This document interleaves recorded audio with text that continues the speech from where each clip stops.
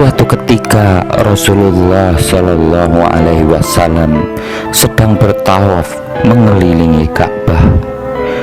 Beliau mendengar seseorang di hadapannya bertawaf sambil berzikir, "Ya Karim, Ya Karim." Lalu Nabi Muhammad Shallallahu Alaihi Wasallam menirunya, "Ya Karim, Ya Karim." Orang itu lalu berhenti di salah satu sudut Ka'bah, lalu berzikir lagi, "Ya Karim." Nabi Muhammad Shallallahu Alaihi Wasallam pun kembali mengikutinya, "Ya Karim." Seakan merasa seperti diolok-olok, orang Arab Badui itu kemudian menoleh ke belakang. Terlihat olehnya seorang laki-laki yang gagah dan tampan yang belum pernah dikenalinya sebelumnya. Orang itu lalu berkata, "Wahai orang tampan, apakah engkau memang sengaja memperolok-olokku karena aku ini adalah orang Arab Badui? Kalaulah bukan karena ketampananmu dan kegagahanmu, pasti aku akan laporkan kepada kekasihku Muhammad Rasulullah." Rasulullah Shallallahu Alaihi Wasallam pun tersenyum lalu bertanya, "Tidakkah engkau mengenali nabimu, wahai orang Arab Badui?" Orang itu menjawab, "Belum." Lalu Rasulullah Shallallahu Alaihi Wasallam bertanya lagi, "Jadi bagaimana engkau beriman kepadanya?" Si Badui itu kembali berkata dengan mantap, "Saya percaya dengan mantap atas kenabiannya, walaupun saya belum pernah melihatnya. Saya membenarkan keputusannya, sekalipun saya belum pernah bertemu dengannya."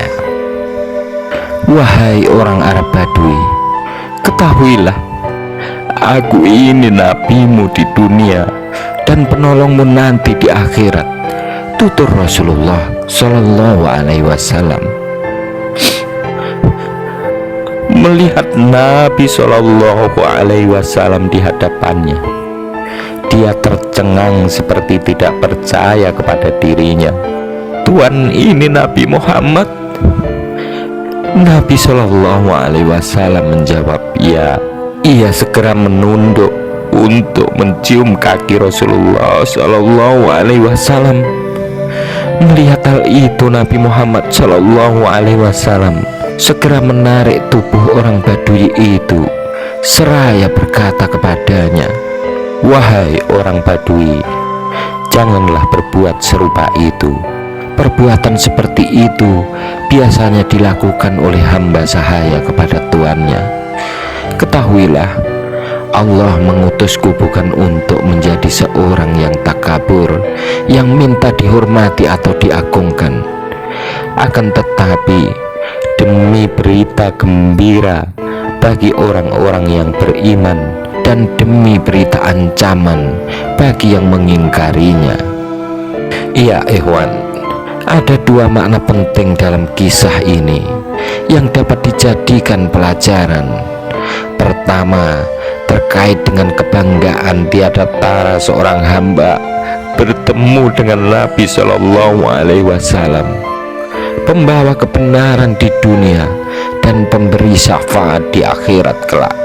Gerakan tunduk untuk mencium kaki Rasulullah Shallallahu Alaihi Wasallam merupakan perilaku spontan yang dilakukan oleh orang biasa karena mendapatkan sesuatu yang tak terhingga.